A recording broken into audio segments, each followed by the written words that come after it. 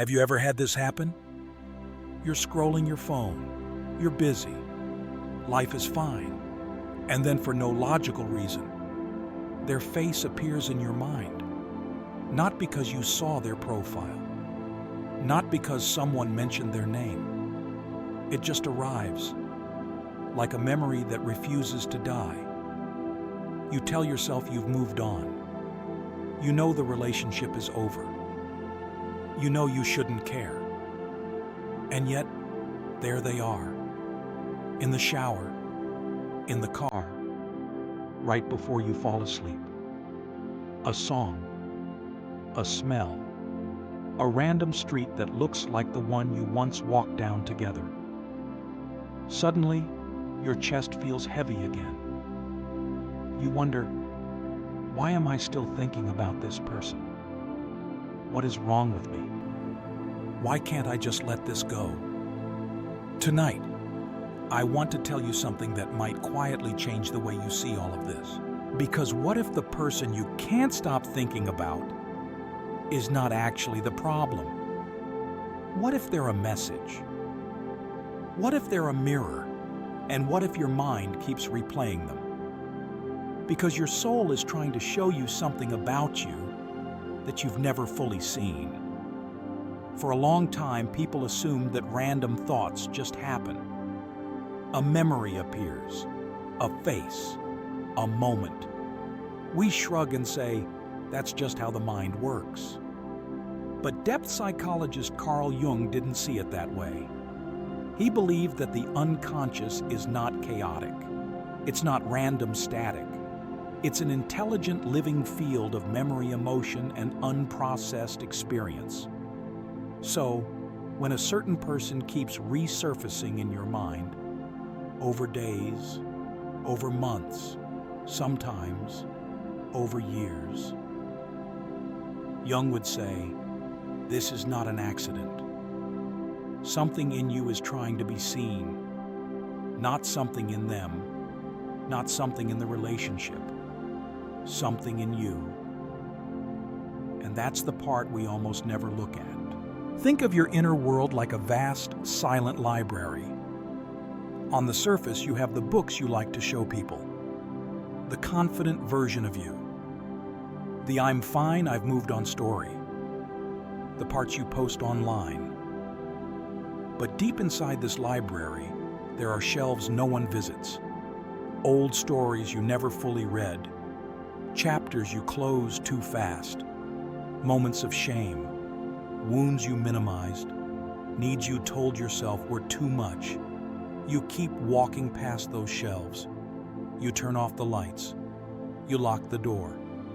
But one day, someone walks into your life, and without realizing it, they pull one of those old books off the shelf. Suddenly, a story you never finished begins again. That's why the connection feels too strong. That's why your reaction feels too intense. That's why letting go feels impossible. Because it's not just them you're clinging to. It's the story they activated.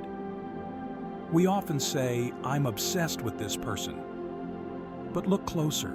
Sometimes you're not obsessed with them. You're obsessed with what they awaken inside you. Maybe they made you feel seen in a way no one else did. Maybe they made you feel abandoned in a way you never want to feel again. Maybe they made you feel small, unworthy, not enough. Whatever it is, your mind keeps going back. Because something inside you is still unresolved. We think of thoughts like annoying notifications. We say, I just want my brain to shut up.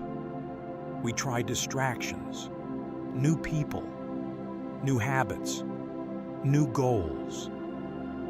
But what if your thoughts are not noise? They're signals, not your enemy, your inner alarm system. The mind keeps circling around a person not to torture you. It does it to point at a place that still hurts, not to punish you, to invite you. Jung used a powerful word for what happens between us and others' projection. Imagine you're holding a projector in your hands. On the inside of the projector is film. Old memories, hidden fears, unspoken desires, unlived potential. When you meet someone, you don't see them as a blank screen. You shine this inner film onto them. You project. That's why two different people can look at the same person and see completely different things. One sees a savior, one sees a threat. One feels safe, one feels terrified. The person hasn't changed, the projection has. So when you can't get someone out of your head, look gently at what you've been projecting onto them. Did they feel like the only person who ever really understood you? Maybe they represent the part of you that longs for deep emotional connection. Did they feel impossibly confident, free, or mysterious? Maybe they carry qualities you've never allowed yourself to fully live. Did they make you feel abandoned, rejected, betrayed? Maybe they walked right into a wound that was opened long before you even met them. In that sense, they are less a person and more a symbolic figure in your inner story. A character your psyche chose to show you what you still haven't healed. Then there's something even deeper than projection. Patterns. Have you noticed it? Maybe they weren't the first person who made you feel this way. Different face, different city, same emotional script. You open up, you attach, you feel hopeful, and then something happens. They pull away, or misunderstand you, or fail to show up the way you needed.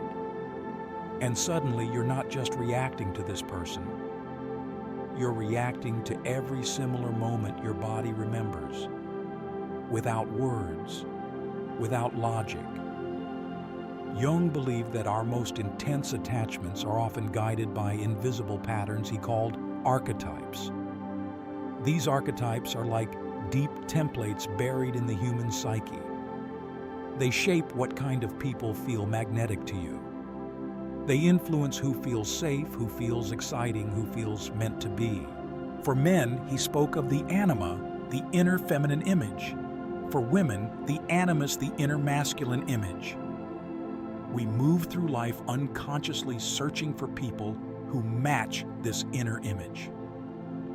When someone resonates strongly with it, they don't just feel attractive, they feel mythic. Instant connection, out of nowhere intensity, as if you've known them forever. We call it chemistry, fate, a soul tie. But often it's the meeting of an outer person with an inner pattern. They touch something ancient in you, something that formed in childhood, something shaped by your parents, your culture, your first loves, the stories you absorbed. So when they leave, it doesn't just feel like losing a person. It feels like losing a piece of your own soul. Of course your mind goes back. Of course your thoughts chase them. Your psyche is trying to understand, what did they stand for inside me? What part of me did they carry? But your attachment is not only about archetypes and patterns. Beneath all of that are raw human wounds. Think about the last time you couldn't stop replaying a conversation, the last message, the last look, the moment it ended. You try to sleep, but your body is buzzing. You rehearse what you should have said. You re-edit the past in your head. Behind that loop, there is often a very old fear. Fear of not being enough. Fear of being abandoned. Fear of being unseen, unheard, unchosen. Maybe when you were younger, love felt unpredictable. Warm one moment, cold the next. Maybe you learned to work for closeness, to perform for affection, to blame yourself whenever someone pulled away. So now when someone triggers that old fracture, the reaction is bigger than the situation. It's not just this person leaving. It's every goodbye you never processed, every moment you swallowed your tears, every time you told yourself, "I'll be fine," while your heart was breaking. Your nervous system remembers what your mind tried to forget, so it keeps resurfacing the image of that person. Not because they are uniquely special, but because they are the doorway into a very old room inside you, a room you've never fully entered. And then we come to one of Jung's most famous ideas, the shadow. Not a villain, not evil. Simply, the parts of you pushed away. Every trait you decided was too much, too needy, too emotional, too intense. Every desire you were shamed for. Every anger you were never allowed to express. Every softness you learned to lock away. All of that doesn't vanish. It moves into the shadow. And here's the strange thing. The shadow doesn't just hide quietly. It works through your life, indirectly. It shapes who you're drawn to, who you distrust, who fascinates you, who you can't seem to forget. Sometimes the person you're stuck on is carrying a piece of your shadow. You see in them a fire you never allowed yourself to burn with, or a darkness you refuse to admit you have, or a vulnerability you've judged as weakness in yourself. You might admire it, you might fear it, you might hate it, but you can't ignore it. And so they stay in your mind, not as a choice, as a magnet. Your unconscious saying, "Look, this is you too. Can you bear to see it?" So where does this leave you? You've tried moving on. You've tried distractions. You've tried telling yourself, "It's over. I don't care." But part of you does care. Part of you still aches. Part of you still wonders why. Here's the hard, freeing truth. The person you can't stop thinking about was never meant to be your permanent home. They were meant to be a mirror, a messenger, a doorway. The real work has never been about getting them back, or getting revenge, or finally proving your worth in their eyes. The real work is this: turning your attention from their face to your own reflection. From, "Why did they do this to me?" to, "What did this awaken in me?" From, "Why can't I stop thinking about them?" to, "What inside me is still asking to be healed." So how do you begin to let go in a real way? Not by forcing your mind to forget. Not by pretending you're over it, but by gently reclaiming the parts of you that got tangled in them. First, name what they represented. Were they the first person who made you feel deeply seen? Then maybe your deeper work is learning to offer that same presence to yourself. Were they the person who made you feel powerless, small, or easily replaced? Then maybe your work is to explore why your worth ever felt tied to someone else's attention. Were they the one who opened your heart and then disappeared? Then maybe your work is to understand your relationship with trust, vulnerability, and boundaries. Second, trace the pattern back. Ask yourself, when have I felt this way before, even long before this person? Maybe it was a parent who was emotionally distant, a friend who turned away when you needed them most, a first love who left suddenly. Notice how your body responds as you remember. The tight chest, the knot in your throat, the heaviness in your stomach. This is not weakness. This is old pain that finally has a chance to be felt. Third, meet your shadow with honesty, not judgment. Ask quietly, what part of me shows up in this attachment that I usually try to hide? Is it the part that wants too much closeness? The part that fears being alone? The part that gets jealous, anxious, obsessive? Instead of pushing that part away, try something radical. Listen to it, write to it, sit with it, let it speak. You might discover it's younger than you think. An inner child, an abandoned teenager, a version of you that never got the reassurance they needed. They don't need you to be perfect. They just need you to stop disappearing from yourself. Jung called the process of integrating all these parts of you the conscious, the unconscious, the light, the shadow individuation. It's a big word for something deeply human. Becoming whole. Not by getting the perfect partner, not by winning someone back, not by finally impressing the people who once doubted you, but by coming back to yourself, piece by piece, wound by wound, story by story. Letting go in Jung's sense doesn't mean erasing someone from your mind. It means understanding why they were able to live there rent-free for so long. It means seeing the lesson and then choosing to carry the lesson forward instead of carrying the person. You don't cut them off from your thoughts by force. You gradually make them unnecessary. Because the part of you that clung to them is now held by you. One day, if you stay with this journey, something subtle will shift. You'll still remember their laugh, the way they looked at you that one time, the message that broke you, the night you realized it was over. But the charge will be different. The sharpness will soften.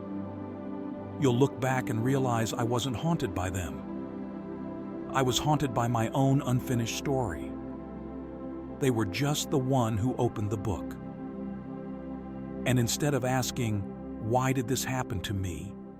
You'll find yourself asking, what did this teach me about who I am and who I want to become? That's when you'll know. You're not trying to reclaim them anymore. You're reclaiming your heart, your boundaries, your self-respect, your ability to be alone without feeling abandoned. You won't need them to make you feel chosen, because you'll have chosen yourself. So tonight, as your mind maybe drifts back to that familiar face again, try something different. Don't fight the thought. Don't drown it in noise. Don't shame yourself for still caring. Instead, ask quietly, what are you here to show me? Then listen. Not to the story about them, to the truth about you. Maybe you'll notice a longing for a deeper kind of love. Maybe you'll notice how quickly you blame yourself. Maybe you'll notice how afraid you are of being truly seen. Whatever appears, that is the real work. And here's the beautiful twist. The very attachment that once felt like a curse can become the doorway to your freedom. The person you once begged the universe to bring back may actually be the one whose memory leads you back to yourself. Not because they were your destiny, but because they were your mirror. If you feel something stirring in you as you listen to this, a quiet recognition, a sense of this is me, I want you to know something. You are not broken because you can't stop thinking about them. You are not weak for still feeling the ache. You are not behind in life because your heart is still catching up with your mind. You are in the middle of a psychological process that humans have always gone through. Losing illusions, meeting their shadow, reclaiming their power. It's not a straight line. There are days you'll feel strong and detached, days you'll feel like you've slipped backwards. That's okay. Healing is not about never thinking of them again. It's about the meaning those thoughts hold. Do they drag you back into self-blame obsession and fantasy? Or do they gently remind you of how far you've come and what you deserve now? That shift from fixation to understanding is what sets you free. So ask yourself, what am I ready to reclaim tonight? My self-respect, my standards, my voice, my time, my ability to say no. This is not enough for me. Who do I become when I stop chasing someone who cannot meet me and start building a life that does? You are allowed to outgrow your pain. You are allowed to release the version of you who begged to be chosen. You are allowed to walk away from anything that requires you to abandon yourself to stay. The past is a teacher, not a prison. If this journey into your inner world spoke to you, if you felt seen even just a little, I invite you to stay close. Here we explore the depths of the mind. We walk with Jung's ideas.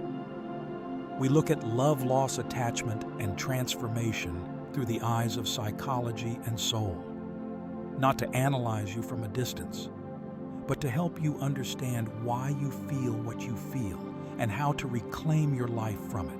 If you'd like to keep walking this path with me, take a moment now to subscribe. Turn on the notifications so you don't miss the next time we dive into these quiet, hidden parts of the psyche. And if someone came to mind while you were listening, someone who is stuck replaying a person they can't forget, share this with them. Maybe it will be the gentle mirror they need. Remember, the person you couldn't stop thinking about was never the destination. They were the signpost pointing you home. And home has always been you.